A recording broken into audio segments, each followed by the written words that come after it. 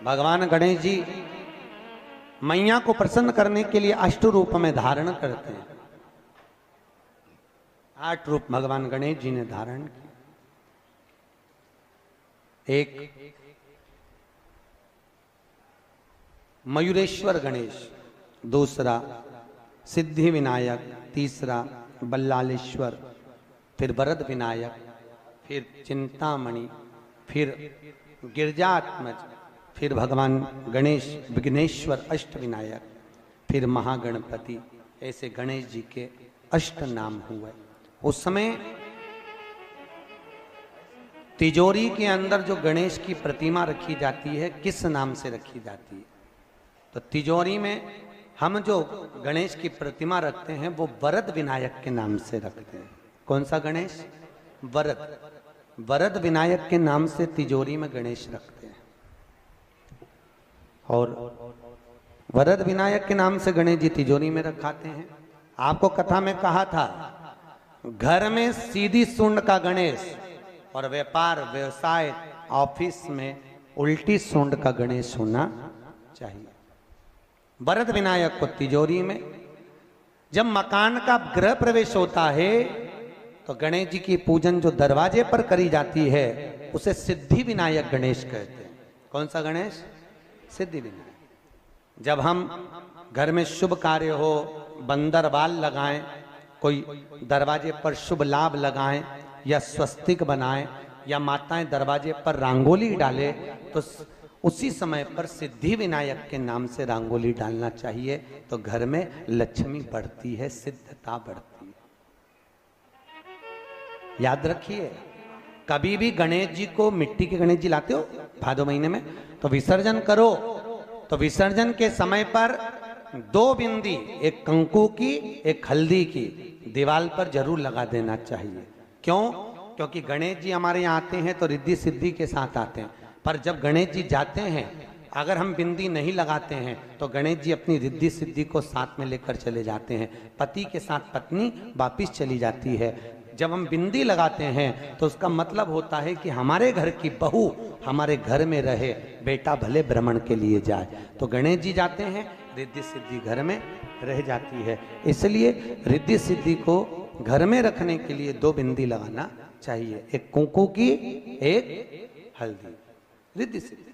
गणेश जी की प्रियता है दुर्वा। क्या प्रियता है? दुर्वा। कितनी दुर्वा गणेश जी को समर्पित करी जाती है? मात्र 5। कितनी?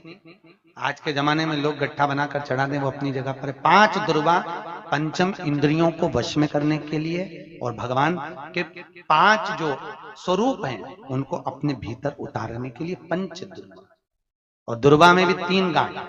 जब दुर्वा समर्पित करी जाती है तो उसमें नीचे दुर्वा की डंडी पर गांठ रहती है, 3 छोटी छोटी गांठें होना चाहिए। चतुर्थी का जो व्रत करने वाली होती हैं, जो चतुर्थी का पूजन करने वाली होती हैं, उनके भीतर का एक भाव होता है कि जैसे ही शाम का समय आए चंद्रदेव का पूजन करें। चंद्र जब प्रकट हो जाए, कलश भर लिया, उसके नीचे आखा दाना रख दिया, चावल गेहूं जो भी आप रखते हो पूजन के लिए, ऊपर पात्र आदि रख दिया, जलाशय, फिर अपन ने घी का दिया लगाकर पूजन भी कर ली। तो जो चतुर्थी का पूजन करने वाली होती है, जो चतुर्थी का नियम व्रत धारण करने वाली होती हैं, बड़ी बड़ी चतुर्थियां करती हैं या उसका नियम धारण करती हैं, तो चतुर्थी का जो पूजन करती है वो किस चीज के लिए होता है? केवल संतान, पुत्र, परिवार, हमारा कुटुंब, हम जिस कुल में है, हमारा कुल वैभव की ओर बढ़े, संपदा की ओर बढ़े और उसकी आयु बढ़े,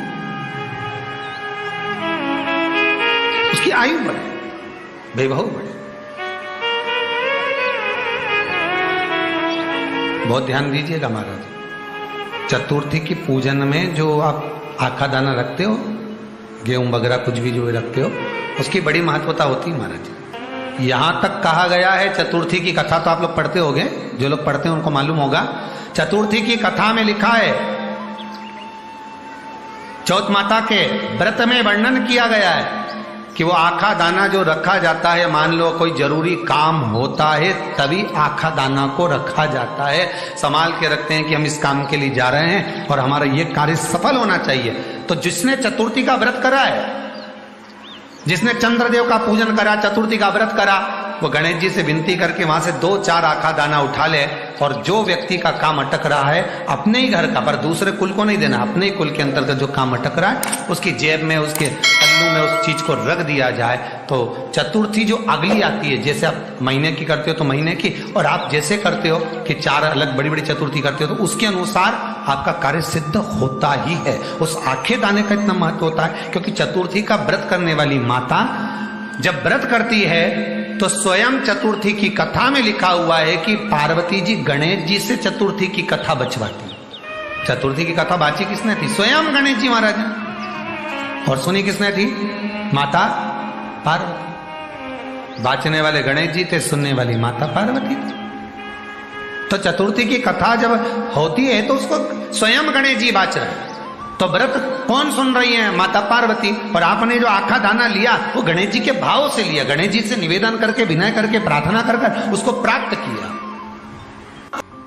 जितने आस्था चैनल पर कथा सुन रहे हो, जितने फेसबुक और यूट्यूब पर सुन रहे हो, और जितने इस छत्तीसगढ़ की पावन धरा पर बैठकर सुन रहे हो, बहुत सावधानी से सुनना। एक छोटा सा कपूर का टुकड़ा जब आरती में जलाया जाता है तो ये कपूर क्यों जलाते हैं? इस कपूर का महत्व क्या है? इस कपूर का कारण क्या है? ये कपूर है कौन जिसको हम आरती में जलाते? क्या जरूरत इस कपूर को आरती में जलाने की? क्या जरूरत इसको यज्ञशाला में जलाने की? क्या जरूरत है इस कपूर को पूजन में जलाने की? स्वयं गुरु बाबा कहते हैं यदि कोई आरती में, पूजन में, घर में एक कपूर का टुकड़ा आरती के बाद में जब समर्पित करेगा तो उसको अश्वमेध यज्ञ का पुण्य प्राप्त हो जाएगा। अश्वमेध यज्ञ के पुण्य को पाने के लिए कपूर का टुकड़ा आज भी आरती में जलाया जाए। एक कपूर का टुकड़ा सुख का, इसीलिए हमारे यहाँ शास्त्र कहता है महाराज, जब आपको घर में अगर ऐसा लगने लगे कि 15 दिन से बहुत बेचैनी है, बहुत दुख तकलीफ लग रही है, कोई ना कोई बीमार पड़ रहा है, कुछ ना कुछ तकलीफें लग रही है, तो एक पीपल का पत्ता ले लो, उसके ऊपर एक कपूर का टुकड़ा ले लो, सारे घर में घुमाकर उसको दरवाजे के बीच मध्य में जलाकर रख दीजिए। थोड़ी सी जैसे 20 से 25 मिनट के अंदर मकान में एनर्जी वापिस आ जाएगी, उस भवन में एनर्जी वापिस आ जाएगी। 20 से 25 मिनट के अंदर एनर्जी वापस। लग रहा है कि यहाँ नेगेटिव है तो उसको पॉजिटिव बनाया जा सकता है। रात को 12 बजे शंकर जी के मंदिर में शिवलिंग पर चढ़ी हुई बेलपत्री को उठाकर शंकर मंदिर का शिखर देखकर चबा चबा कर खा लीजिए। आपके पाँव के घुटने बदलने की जरूरत नहीं पड़ेगी, ऑपरेशन की जरूरत नहीं। गणेश जी फिर ही कब रहते हैं? तो हमने कहा अब ये तुम्हारे ऊपर, हमको तो मालूम भी नहीं, हम तो अपॉइंटमेंट लिए भी नहीं उनसे, तो तुम्हें ज्यादा स्मरण हो। तो आप शंकर जी की कथा करते हो, आपको नहीं मालूम कि गणेश जी कब फ्री रहते हैं? हमने कहा गणेश जी फ्री रहने का केवल एक समय होता है, एक टाइम होता है, एक पल होता है, एक घड़ी होती है कि गणेश जी महाराज हमारे घर में आ गए।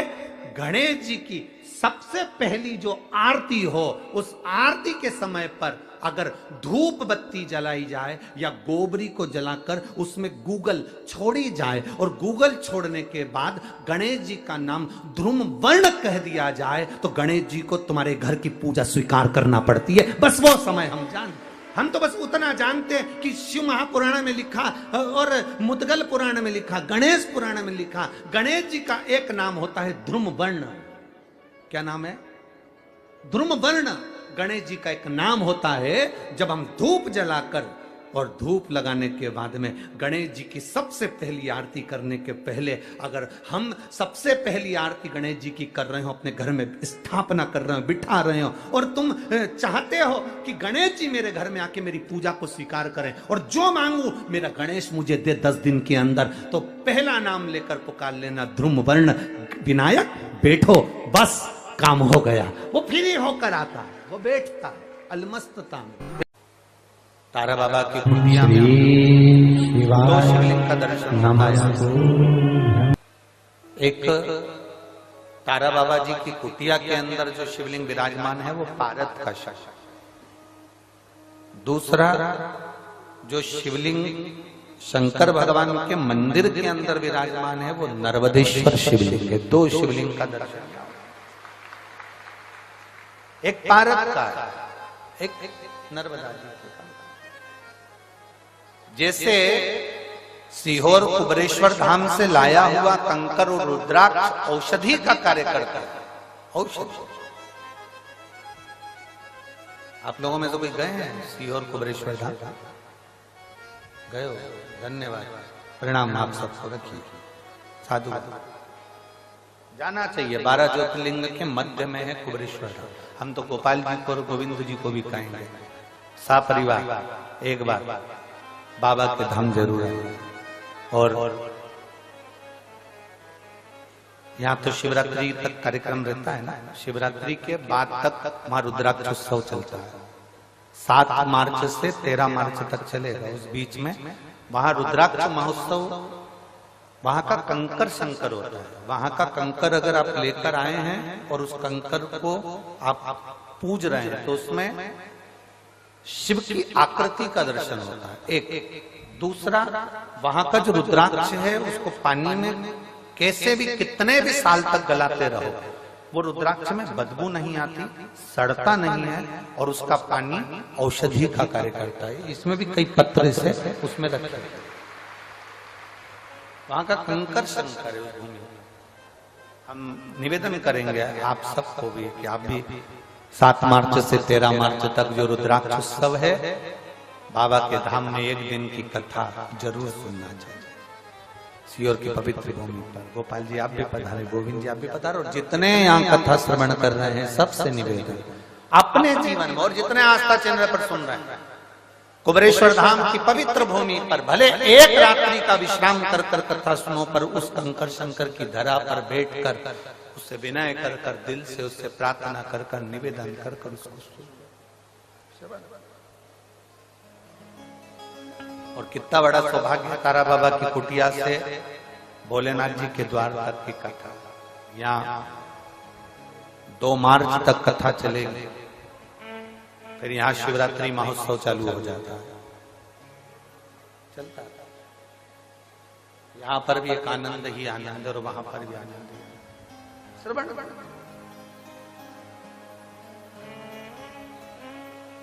जो सीहोर के नजदीक के हैं, जो सीहोर के पवित्र भूमि के नजदीक के, हम उनसे तो कहेंगे कि तुमको मौका नहीं लगता, साल भर इंतजार करते हैं वो लोग, क्योंकि कथाएं सब दूर दूर होती है, सीहोर के आसपास के भक्तों को सुनने को नहीं मिलती। छोड़ना नहीं, कुबरेश्वर धाम की पवित्र भूमि पर बैठकर बाबा की कथा का रस तत्व ग्रहण। बेलपत्र को पहचानो। किसी के कहने पर यह नहीं कि उसने कह दिया कि 1.25 लाख बेलपत्र चढ़ाओ तो हम 1.25 लाख चढ़ा रहे हैं। किसी ने कह दिया 1.25 लाख बेलपत्र लाने से पहले मेरा एक निवेदन है। जो 1.25 लाख बेलपत्र चढ़ाने का संकल्प लेते हैं उनसे निवेदन है, क्या आपने 1.25 लाख वृक्ष लगाए बेलपत्र के, तब तो आप चढ़ाने के हकदार हो गए। मालूम पड़े बेलपत्र तोड़ कर लिया और समर्पित कर दिया तो उसका सुख नहीं है। 1.25 लाख, आज तारा बाबा की कुटिया में इतने सारे पेड़ लगाए गए, पौधे लगाए गए, वृक्षारोपण किया गया, कोई आया उसको तोड़ दे, उसको उखाड़ कर ले जाए, अच्छा लगेगा क्या अपने को? नहीं। तुमने लगाया कितना, तुमने दिया कितना, तुमने करा कितना? बाबा की कुटिया में आकर तुमने कभी एक वृक्ष लगाया? बाबा की कुटिया में आकर तुमने कभी बेल वृक्ष लगाया? बाबा की कुटिया में आकर तुमने कभी बेल का वृक्ष का आनंद पाया?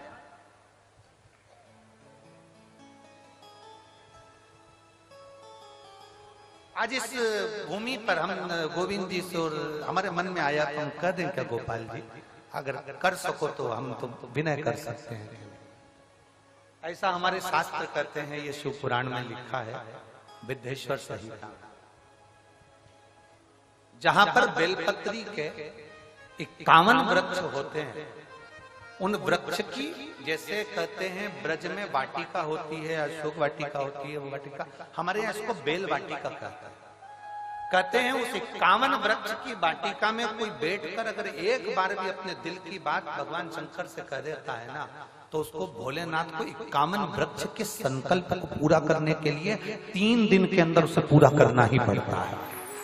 हमारा इतना सा निवेदन है गोविंद जी से और गोपाल जी से कि तारा बाबा की कुटिया में एक बेल वृक्ष की वाटिका होना चाहिए। ये हमारा केवल एक निवेदन है, और तारा बाबा ही ये निवेदन आप लोगों को आज्ञा दे रहे हो तो हम तो ये कहेंगे कि आपके पास में जगह है तो कहीं 51 वृक्ष बेलपत्री के ऐसे लगाए जाएं, जिसके नीचे एक भाव के साथ बैठकर लोग अपनी माला का स्मरण करें, एक बार बाबा से विनती करें और बाबा उसको स्वीकार करे। ऐसे हमारा हम तो निवेदन कर सकते हैं। ये बाबा कृपा का गोविंद जी, इसको बाबा की आज्ञा मानकर करिएगा, तारा बाबा की। इसको गोपाल जी बहुत कम मात्रा में कहीं कहीं बेल का वाटिका होती है, बेल वाटिका बहुत कम होती है। उसका कारण एक होता है, सबसे बड़ा कारण हम बता भी देते हैं। उसका कारण एक होता है, 4 बेलपत्री के वृक्ष आपने लगाए हैं, बड़े भी हो गए, आप बेलपत्री के वृक्ष के नीचे आराधना करने बैठोगे, धीरे धीरे आपकी तप साधना के कारण बस बेलपत्री का वृक्ष सूखने लगता है। अनुभव करना, आप अगर शिव पुराण की कथा सुन रहे हो तो आपने अनुभव करा होगा, आपके मोहल्ले में, आपके नगर में, आपके क्षेत्र में बेलपत्री के जो वृक्ष होंगे, आप अगर उसकी आराधना करना चालू करोगे, पूजन करना चालू करोगे, उसकी आराधना करना चालू करोगे, तो धीरे धीरे वो बेलपत्री का वृक्ष आपके ताप को हरता है, आपके पाप को हरता है। उसके कारण बस बेलपत्री का वृक्ष धीरे धीरे सूख जाता है। लोग कहते गुरुजी हमने तो बेलपत्री का वृक्ष हमारे यहाँ हरा भरा था, सूख गया। उसका कारण क्या? उसका केवल एक कारण है कि वो व्यक्ति के ताप को हरता है, व्यक्ति के पाप को हरता है। और आपने अनुभव करा है, किसी ने देखा है इसे कि जो बेलपत्री का वृक्ष हरा भरा है और कुछ दिन में वो सूख जाता है। हम पूजन कर रहे थे, आराधना कर रहे थे, क्यों सूखा किसी को नहीं मालूम। उसका कारण केवल एक था कि जो जाता था उसके नीचे बैठकर अपने पाप को हनन करता था, पाप हर लेता था। बेलपत्री का वृक्ष ताप हर लेता था, उसके कष्ट हर लेता था, उसका ताप और पाप जब हरता है। और यही क्रम तुलसी के पौधे में भी होता है। जब हमारे घर में, हमारे घर के दरवाजे पर जो तुलसी का पौधा लगा हुआ होता है, तुलसी के पौधा हमारे घर के दरवाजे पर होता है, जब कोई भी दुख आने वाला होता है, कोई हरकत होती है, सबसे पहले तुलसी का पौधा सूख जाता है। वो तुलसी का पौधा जो क्यारे में है वो सूख जाता है। कई घर ऐसे हैं जहां तुलसी का पौधा बार बार लगाया जाता है, बार बार सूख जाता है, फिर लगाओ फिर सूख जाता है। कार्तिक महीने में लगाने का प्रयास करते हैं, फिर सूख जाता है, ना जाने का ऐसे सूख जाता है। लोग पूछते हैं गुरुजी तुलसी का पौधा सूख गया, तुलसी का पौधा सूख गया। उसका कारण केवल तुलसी ताप हरती है, तुलसी पाप हरती है। बेलपत्र ताप हरता है, बेलपत्र पाप। अब सब बोलिए एक बार जमकर, श्री शिवाय नमस्तुभ्यम। प्रैक्टिकल जरूर करना, कहीं सियोर वाला महाराज झूठ तो नहीं बोल रहा। शास्त्रों की बातें हमारे जीवन में हमें सुख प्रदान करे, इसलिए इस भाव का आनंद करते हुए आज की कथा को विराम देते हैं। वीडियो पसंद आई हो तो शेयर करें, लाइक करें, सब्सक्राइब करें। श्री शिवाय नमस्तुभ्यम, हर हर महादेव कमेंट बॉक्स में जरूर लिखें। महादेव आपकी सभी मनोकामनाएं पूर्ण करें। मिलते हैं अगली वीडियो में। श्री राधे, हर हर महादेव।